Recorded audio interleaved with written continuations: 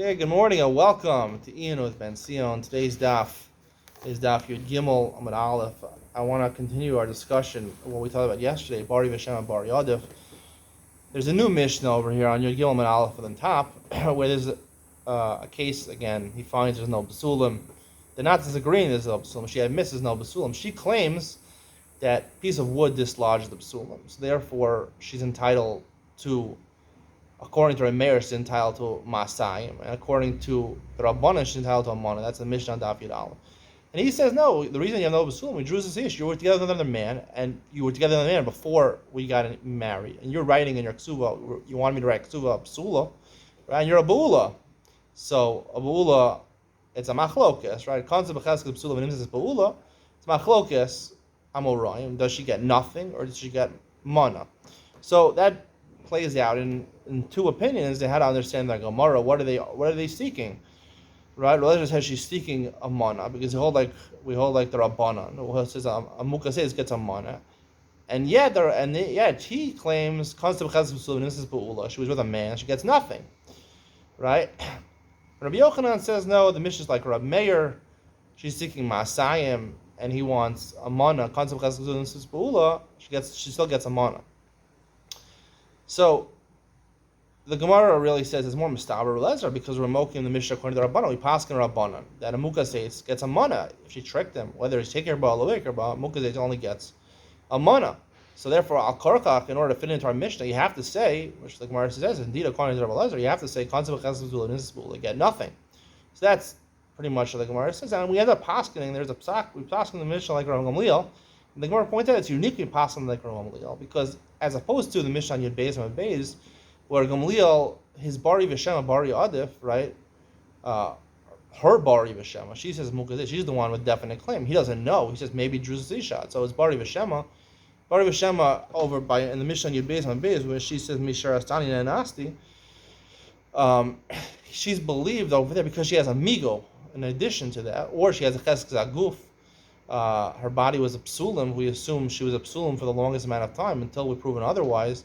So therefore, we believe Mishar Sani Nanasti, either a Chesed Zaguf or Migo, which adds on to the claim of 70%, another 25%, 95%. So therefore, she could be Motzi the Mammon from the husband. She has to be Motzi the Mammon from the husband. She had 95% proof. You only need 80% proof to be Motzi the Mammon.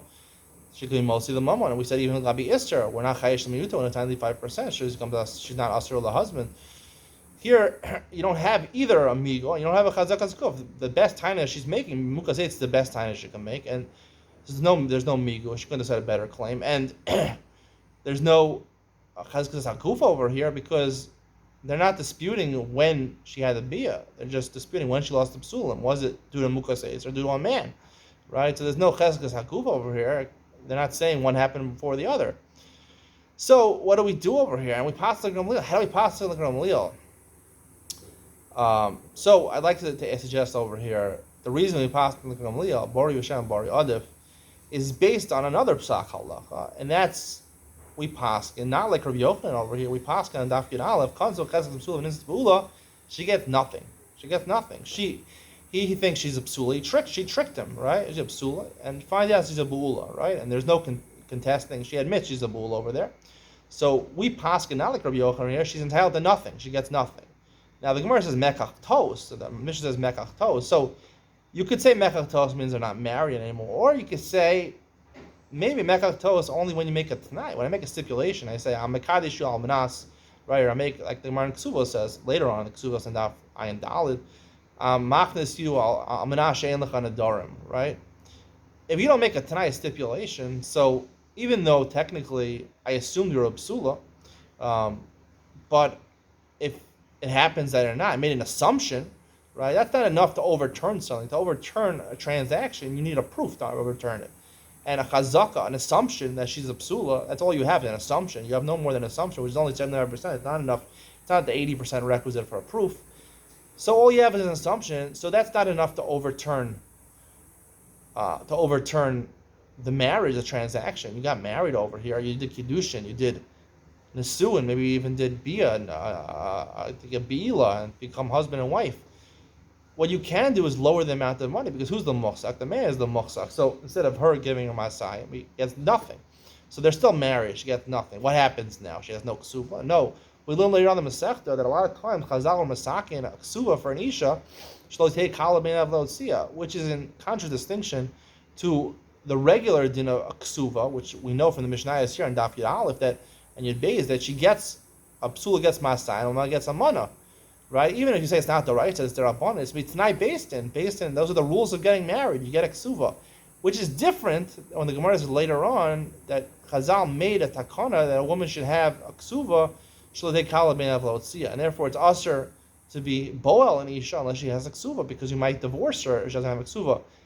And that is a separate din, and therefore, even though technically she doesn't get anything we did tonight based in because she tricked him, but it kicks back in, Chazal reinforced their takana, made a new takana, that she should always have a ksuva. If you want to remain married, you always have to have a ksuva, and they gave her a new ksuva, either of mana or masai. It doesn't say how much they gave her. I would assume mana over here. She's a buula. She'll only get a mana, but she has a ksuva. She'll take kalabein of lotzia. In order they shouldn't divorce her right away. He gets angry, they divorce her right away.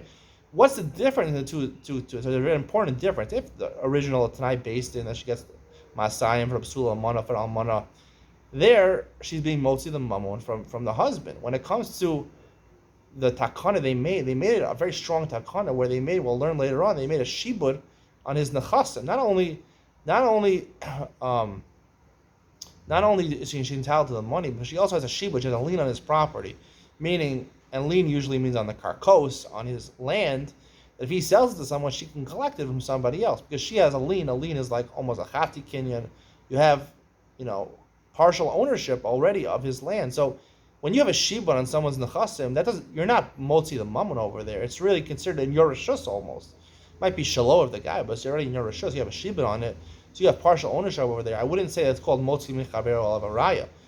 So once we're back to that, so now we're understanding the Gemara. We paskin she gets nothing, right? We have to learn like Rabbi Lezer in our Mishnah, and like the Rabbanan, like Muga says gets a mana, and the Rabbi Lezer says they're arguing at mana versus 0. So it actually works out that she gets nothing, but because she gets nothing, she goes back to the shibud, right? And she has a shibud on his karkos, which makes it. It's not called motzi mammon anymore. So therefore, once we establish bari v'shema, bari other, even Rav Nachman and Rabbi Yochanan who say bari v'shema la bari other, they agree that bari is better than shema. It makes it 70% to 30%. Nonetheless, it's not good enough to be motzi the mammon. But here, she's not being motzi the mammon because once she gets no ksuva, she's stripped of the Tanai based in ksuva. She gets the ksuva with Takanos Chazal, a second Takan of Chazal, which includes a shibud on the karkos. A shibud on the karkos already. Is not considered motzi mammon from the husband, not motzi mammon from the husband, and so she has a better claim. She's bari v'shema bari adif. Bari is a better claim than shema, so she gets to collect the ksuv. I mean, bari v'shema bari adif because she's not motzi the mammon. They explain a lot of the sugyas over here. Hope you enjoyed today's shir. It really was fantastic shir, and a lot of new things were promulgated through the shir. Hope you enjoyed. If you have any problems with the shir, let me know in the comments below. We'll try to talk about it and figure it out together. Be well. Bye.